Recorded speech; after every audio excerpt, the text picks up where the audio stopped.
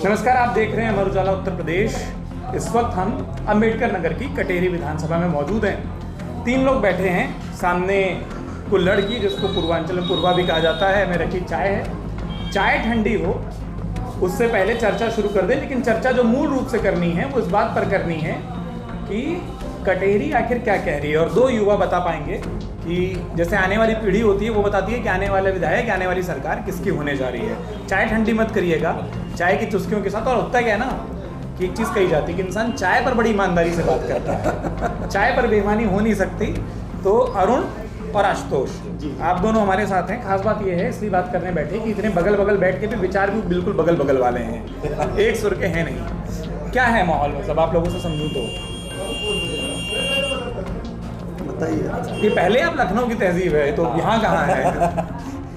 तो देखिए, जो मेरे नज़र में मैं देख रहा हूँ इस चुनाव को, तो लोग क्षेत्रीय नेता, मतलब क्षेत्रीय अपना निजी स्वार्थ देखते हैं विधानसभा के चुनाव में कि हमारे यहाँ रास्ता कैसा है, हमारे यहाँ बिजली कैसी है, और हमारे यहाँ क्या कहते हैं, और सारे जो संसाधन और मेडिकल की सुविधाएं कैसी है। तो इस मामले में लालजी वर्मा जी जो हैं और उनकी पत्नी जो चुनाव लड़ रही हैं, तो जब भी लोग लालजी वर्मा के पास जाते हैं, पहला काम तो उनका, मतलब आज की डेट में जो मैंने देखा हुआ है कि मैक्सिमम टाइम वो लोगों को चिकित्सा सुविधा उपलब्ध कराने की कोशिश करते हैं, वो चाहे पीजीआई हो, केजीएमयू हो या अंबेडकर नगर पीजीआई हो। तो इस वजह से 20% तो उनका हाथ ऊपर हो जाता है इस पर, क्यों। और वो आज से नहीं, मुझे लग रहा है वो 30 सालों से राजनीति कर रहे हैं और हर गाँव में उनकी व्यक्तिगत पहचान है। कहीं भी कोई घटना होती है, दुर्घटना होती है, तो वो मतलब ओबीसी वर्ग में या एससी एसटी वर्ग में कह लीजिए, वो पहले पहुंचने वाले नेताओं में से होते हैं। हाथ बिल्कुल चलता रहा है, हाथ और बिल्कुल बिल्कुल हाँ। बिल्कुल। तो वो पहले पहुंचने वाले में से नेताओं में से हैं, ज़मीन से जुड़े हुए नेताओं में से हैं।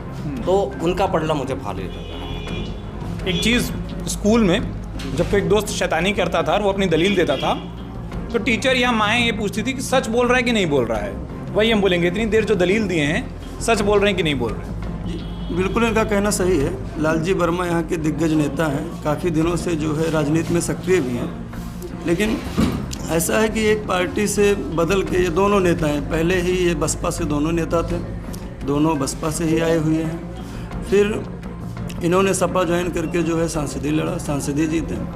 फिर भी केवल जहाँ तक मैं देखता हूँ, यहाँ लोगों में कहना है कि एक वर्ग का ही काम करते हैं, वर्ग विशेष की राजनीति और फिर जातिगत राजनीति और परिवारवाद करके ये हमेशा यहाँ जीतते हैं। तो जनता में कहीं न कहीं इस बात का वो है कि अब की बार हमें जो है अपना प्रत्याशी बदलना पड़ेगा और यहाँ विधानसभा से अब की बार धर्मराज जी को ही जिताया जाएगा। तो ये पूरा कटेरी विधानसभा पूरी जो है इस बात के लिए एकदम तत्पर है। और ये एक चीज़ आपने बिल्कुल सही कही कि दोनों उम्मीदवार बदले हुए हैं। दोनों मूल रूप से बसपा से थे, अब दोनों भाजपा और सपा से हैं, जिनमें लड़ाई मानी जा रही है। तो फिर जैसे इन्होंने कारण बताया कि लालजी वर्मा के पक्ष में क्यों, आपका कारण क्या है कि फिर वो, अगर आपको लग रहा है कि नहीं लालजी वर्मा ने नहीं, धर्मराज निषाद, तो वो क्यों? धर्मराज निषाद का रीज़न ये है, बहुत ही ज़मीनी स्तर के नेता धर्मराज जी भी हैं। बहुत ही ज़्यादा जो है, कभी भी उनके पास आप जाएं, एनी टाइम उन्हें फ़ोन करें, जिसके पास भी उनका नंबर होगा, अगर वो उनको फ़ोन करता है तुरंत फ़ोन उठाएंगे और हमेशा अवेलेबल भी हैं। शुरू से भी जो है यहाँ पे सक्रिय रहे हैं। और फिर एक जो राष्ट्रीय विचारधारा की पार्टी में होने की वजह से उनको इस समय शीर्ष स्थान दिया जाएगा। मेरा यही मुद्दा है कि राष्ट्रीय विचारधारा वाली पार्टी से जुड़े हुए हैं और उनका हमेशा जो है राष्ट्रहित, देश हित भाजपा यही करती है। आप, मतलब अगर मैं मानूं कि ये स्थानीय नेता के काम के कारण, तो आप एक पार्टी की काम करने के तरीके के कारण, 2 अंतर है। आप थोड़ा सा भूल जाइए कि आप लोग किसी पार्टी के समर्थक हैं। वोटर हम सब हैं, लेकिन 2 मिनट के लिए भूलते हैं। मैं कुछ एक चीज़ों पर बात करता हूँ, उसके बाद ज़्यादा वक्त नहीं लूँगा। उत्तर प्रदेश में एक तस्वीर आजकल दिखाई दे रही है। प्रयागराज में बच्चे धरने पर बैठे हैं, परीक्षार्थी बैठे हैं। यूपी पुलिस में हमको वो दिखाई दिया, आरओ एआरओ पर दिखाई दिया। कई परीक्षाएं हैं क्या, और चूँकि आप लोग युवा हैं, मैं इसलिए 1-2 विषय छोड़ रहा हूँ। इसके बाद एक बात आती है रोज़गार की। एक बात आती है जो हमने लोकसभा चुनाव के दौरान खूब सुनी, आरक्षण, संविधान, फिर उसमें पीडीए भी आ जाता है। और पीडीए का वो जो ए है, कोई आपको उसमें शामिल करता है, कोई नहीं भी करता है, आप दोनों के उपनामों से। इन विषयों पर आप लोगों का क्या मानना है? क्या वो वोट को प्रभावित कर रहा है? क्या वो सरकार की नाकामियां हैं? क्या वो नहीं हैं? और दूसरा, कटेरी में स्थानीय प्रत्याशियों को अलग कर दें, एक एक करके इस पर सवाल करते हैं, पहले ये कर लेते हैं। क्या ये चुनाव दो बड़े चेहरों के बीच में है कि नहीं, हम अखिलेश यादव की स्टाइल ऑफ पॉलिटिक्स और योगी आदित्यनाथ की स्टाइल ऑफ पॉलिटिक्स को देख रहे हैं, या ये स्थानीय प्रत्याशियों का ही चुनाव है आपके हिसाब से? ये स्थानीय प्रत्याशी और जमीनी, दोनों जमीनी नेता हैं, नो डाउट। बट एक बीजेपी से हैं और एक सपा से हैं। एक प्रेजेंट टाइम पे एक्टिव नेता हैं और वो इंतज़ार कर रहे हैं कि हम विधायक बनेंगे तो लोग के लिए कुछ करेंगे। लेकिन जितना मैंने जो देखा हुआ है, लालजी वर्मा जी की क्या कहते हैं, जो एडमिनिस्ट्रेशन में पकड़ है। पर हम यही बोलना चाहते हैं, मैं आपकी जगह बीच में, वो ये कि उम्मीदवार शोभावती वर्मा है, मैं कटेरी घूमा, लोग लालजी वर्मा का ही नाम ले रहे हैं। ये जैसे होता है ना, कई बार पत्नी प्रधान होती हैं लेकिन पति प्रधान जी कहलाते रहते हैं, क्या ये वैसा है? बिल्कुल बिल्कुल बिल्कुल।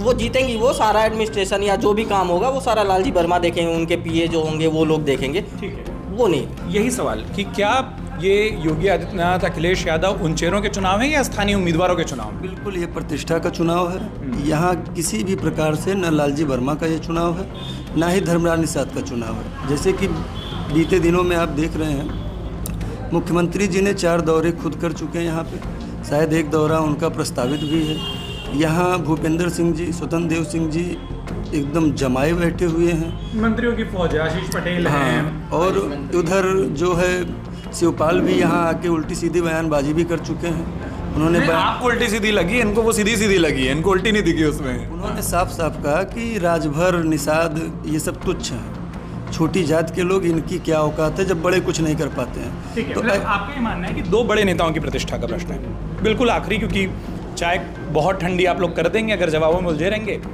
जो मैंने बीच में बोला, युवाओं की जो समस्याएं उत्तर प्रदेश के अलग अलग हिस्सों में दिखती हैं, क्या वो बतौर युवा वोटर आप लोगों के वोट देने का आधार है, बनती है?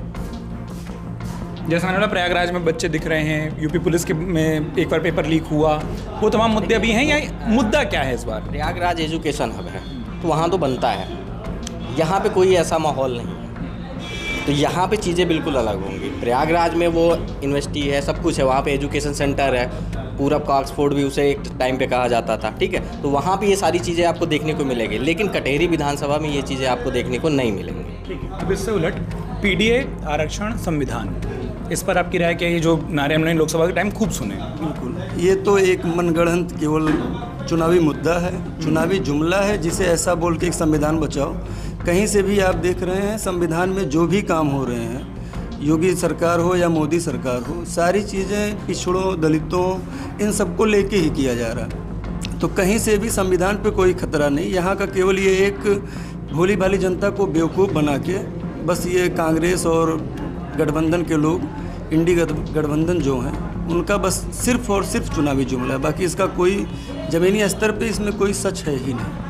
आश्चर्य ये है कि इतने विपरीत विचारों के बाद आप लोग दोस्त हैं। आखिरी सवाल, 2 नारे उत्तर प्रदेश की राजनीति में खूब चर्चा में हैं, कटेंगे, बटेंगे तो कटेंगे, माफ कीजिएगा, और दूसरा है जुड़ेंगे तो जीतेंगे। ठीक है, तर्जुमा एक ही है, शब्द अलग अलग हैं, क्या राय है? मेरी राय ये है कि ये चुनाव है, इसमें बहुत सारे नारे आते हैं, लोगों का पार्टियां ध्रुवीकरण करने के लिए कुछ भी करती हैं। लोकसभा का चुनाव चला था, आरक्षण खत्म होगा, आरक्षण खत्म होगा, आरक्षण खत्म होगा, ठीक है, इन चीज़ की बहुत सारी चर्चाएं थी। शायद उसी का काट निकालने के लिए बीजेपी ने ये किया होगा कि कटोगे तो बटेंगे तो कटेंगे, और इसके अलावा कुछ है नहीं। आपकी राय? इस नारे में पूर्णतः सच्चाई है।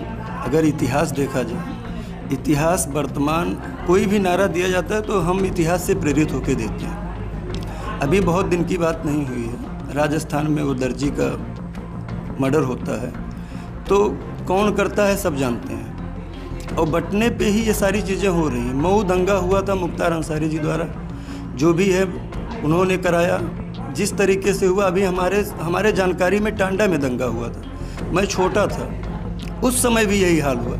लेकिन जब से योगी जी की सरकार आई है यूपी में और मोदी जी की सरकार आई है केंद्र में, तब से तो इन चीज़ों पे तब भी रोक लगी ही है। और ये एकदम नारा एकदम सही है कि अगर हम बटेंगे तो कटेंगे। ठीक, चलिए, बहुत शुक्रिया आप दोनों का, वक्त दिया, और उतनी चर्चा हुई जितनी एक चाय की चुस्की के साथ होनी चाहिए थी।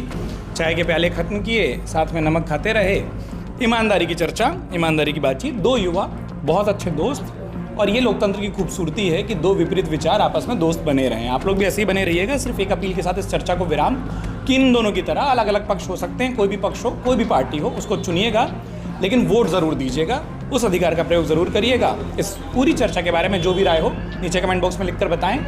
बहुत शुक्रिया आप दोनों का अपना वक्त देने के लिए, और हमारे तमाम दर्शकों का भी बहुत बहुत धन्यवाद। अगर आप ये वीडियो YouTube पर देख रहे हैं तो हमारे चैनल को सब्सक्राइब करें और बेल आइकन को दबाना ना भूलें। अगर आप Facebook पर ये वीडियो देख रहे हैं तो हमारे पेज को लाइक करें।